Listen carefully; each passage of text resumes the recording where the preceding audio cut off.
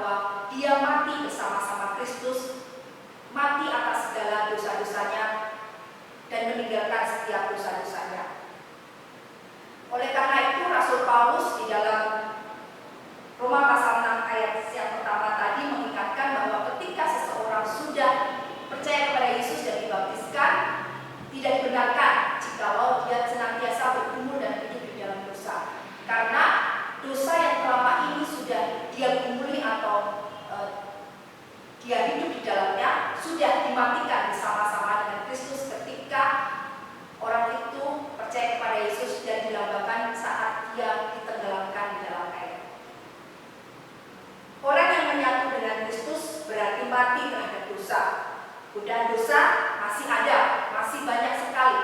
Tetapi selayaknya orang mati tidak menanggapi godaan dosa itu. Seharusnya ia tidak akan secara sengaja dan terus-menerus melakukan dosa, apalagi dosa yang sama, dilakukan berulang-ulang dan melakukannya terus-menerus.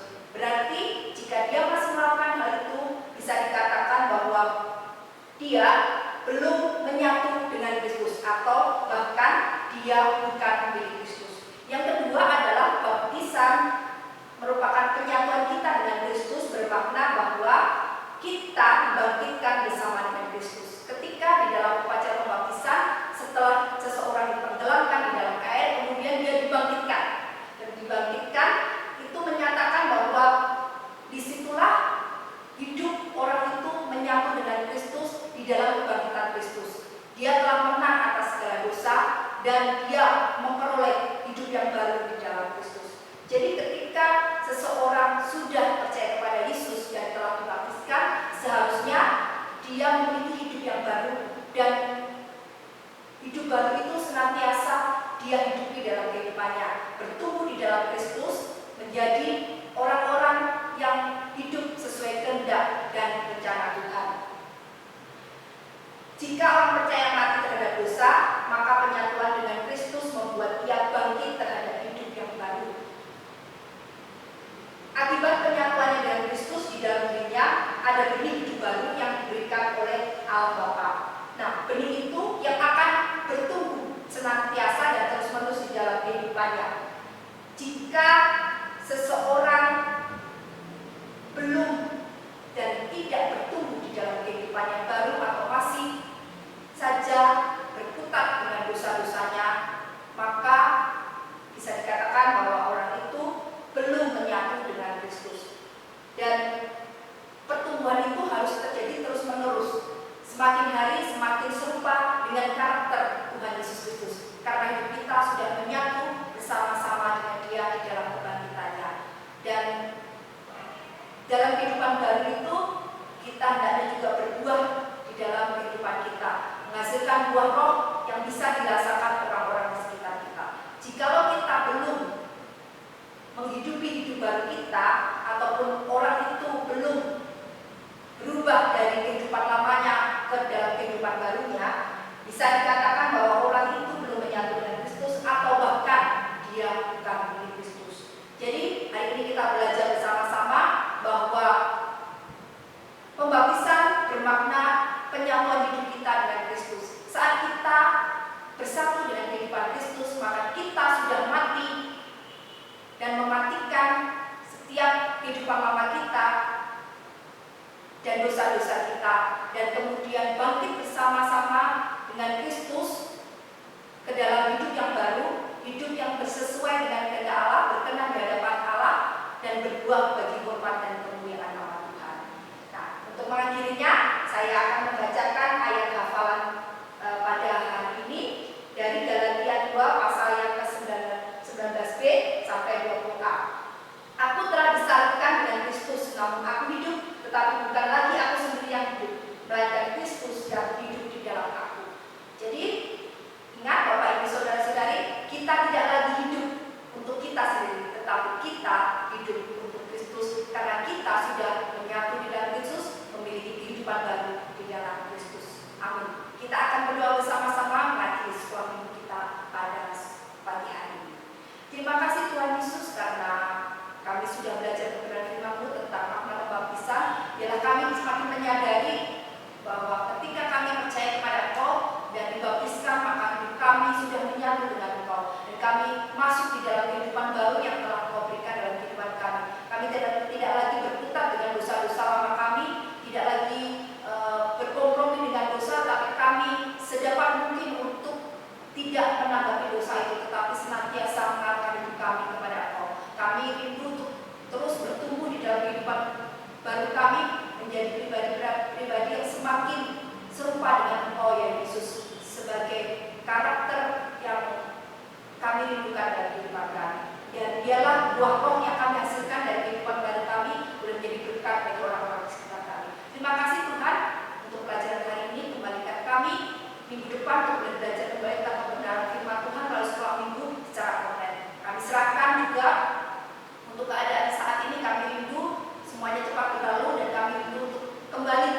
gereja